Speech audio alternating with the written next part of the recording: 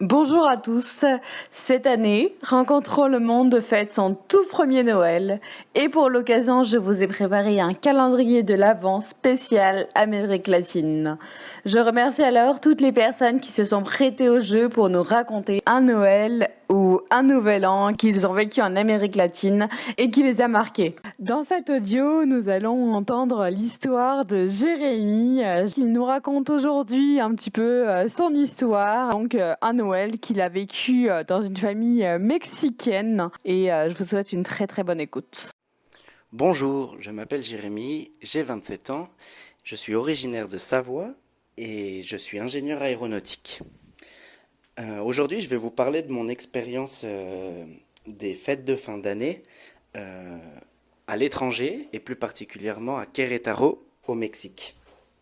Donc tout a commencé lorsque j'ai décidé de faire un semestre d'échange en 2015 en Argentine, à La Plata, qui est la capitale de la province de Buenos Aires.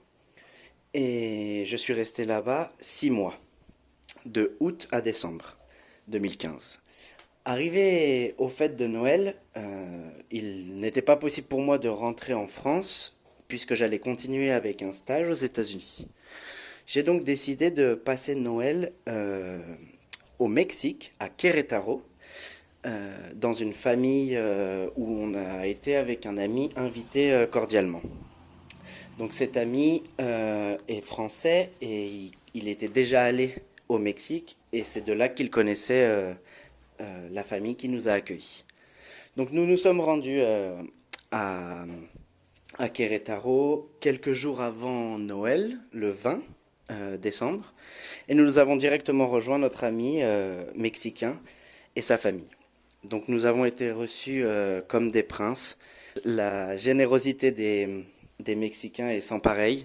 Ça a été un véritable coup de cœur. Donc ce qui a été le plus étrange, c'est bien entendu de passer Noël sous la chaleur. Parce que même si c'est l'hiver au Mexique, étant très proche de l'équateur, l'hiver est relativement chaud.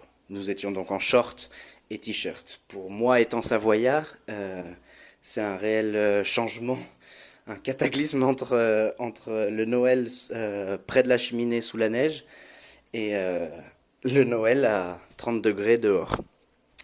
Donc c'était très différent au point qu'on perd un peu la notion de Noël. Au Mexique, j'ai vu beaucoup moins de familles ayant un arbre dans leur maison, un sapin de Noël, etc. Tout porte à croire qu'on est dans une autre fête que celle de Noël, étant français, non? Et le plus surprenant a été la convivialité qui se reproduit d'un pays à l'autre, mais dans ce cas-là, il n'y avait pas toute l'organisation et la préparation de la nourriture comme nous on le connaît en France, avec trois quatre entrées des fois, plusieurs plats, plusieurs desserts, le fromage, etc. Là, c'était un peu plus à la bonne franquette, si je peux me permettre, où il y avait de grandes tables, donc il faut savoir qu'on était à peu près 30-40. Il y avait de grandes tables avec plein de préparations différentes. Préparations pour mettre dans les tacos. Parce que oui, du coup, au Mexique, à Noël, on mange des tacos. Donc, ça fait un peu cliché, mais c'était réellement comme ça. Donc, il y avait des grandes tables et chacun allait se servir durant toute l'après-midi et faire au gré de ses envies ses propres tacos. Donc chacun se servait dans un plat et allait se rasseoir là où il le souhaitait. Il n'y avait pas forcément de tout le monde à table. Tout le monde faisait un peu ce qu'il voulait. Vu que c'était en plein air, ça faisait plus ambiance barbecue en France qu'ambiance Noël, comme nous on le connaît. Mais du coup, c'était incroyable parce que on a pu partager absolument tout avec cette famille. Comme nous parlions déjà espagnol, il était facile de pouvoir échanger. Et nous avons, comme je disais au début, été reçus comme des princes. Euh, Quelque chose d'amusant qui se produit souvent au Mexique, c'est qu'au Mexique, ils ont des piñatas, qui sont des espèces de boîtes qui renferment plein de bonbons et de chocolat, et suspendus à un arbre, et les enfants doivent, les yeux bandés, taper sur la piñata jusqu'à la rompre, et de là vont sortir tout ce qui a été mis dedans au préalable. Étant donné que moi j'étais en béquille puisque je m'étais fracturé le pied juste avant le départ, j'avais quand même choisi de faire le voyage. Ils m'ont fait faire taper dans la piñata avec les béquilles, les yeux bandés sur un pied avec les béquilles. Donc c'était super drôle. On a vraiment passé un super moment et honnêtement, c'est très dur de passer Noël loin de chez soi, mais l'expérience en vaut vraiment la chandelle. C'était C'était différent. Donc évidemment, pour moi, c'était le premier Noël en dehors de ma famille. Je suis le seul de ma famille qui voyage, donc c'était un peu bizarre. On a une relation à Noël dans ma famille qui est très famille. Tout le monde se réunit, on est 20, 30, et on fait un grand repas qui dure sur un ou deux jours, tous ensemble. Donc là, ça faisait bizarre parce que j'étais le seul qui manquait à ce repas-là. Donc bien sûr, on s'est appelé, mais bon, c'est vrai que ça fait quelque chose.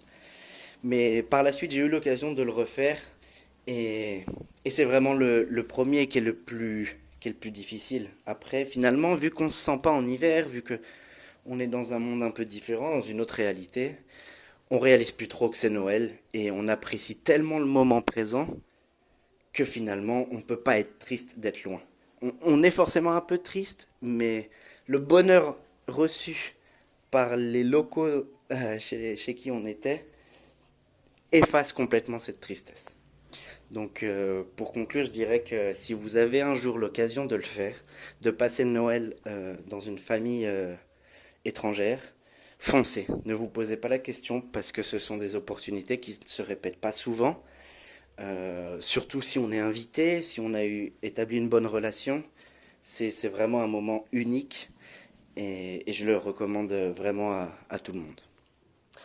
Voilà, je remercie Rencontrons le Monde de m'avoir donné l'opportunité de vous raconter mon premier Noël à l'étranger et j'espère vous avoir donné envie de tenter l'expérience à votre tour. Bonne fête de fin d'année à tous. Au revoir. Merci à toi, Jérémy, de t'être prêté au jeu de ce calendrier de l'Avent 2020 en nous racontant ton histoire et ton expérience, donc le Noël que tu as passé donc avec la famille mexicaine avec ton ami. Et merci à vous, les auditeurs, d'avoir écouté cet audio. Vous pouvez retrouver ces photos sur ma page Facebook et mon compte Instagram si vous le souhaitez, donc sur Rencontrons le Monde. Et surtout, si le cœur vous en dit et si l'épisode vous a plu, n'hésitez pas à partager l'épisode autour de vous et à me mentionner. Ça me ferait également très très plaisir d'entendre ou de lire en tout cas votre Noël à votre tour, un Noël qui vous a peut-être marqué, peut-être un Noël que vous avez vécu soit en France ou bien à l'étranger. Et puis, si vous souhaitez me suivre sur ma chaîne YouTube, n'hésitez pas à vous abonner. En plus, c'est gratuit. À très bientôt.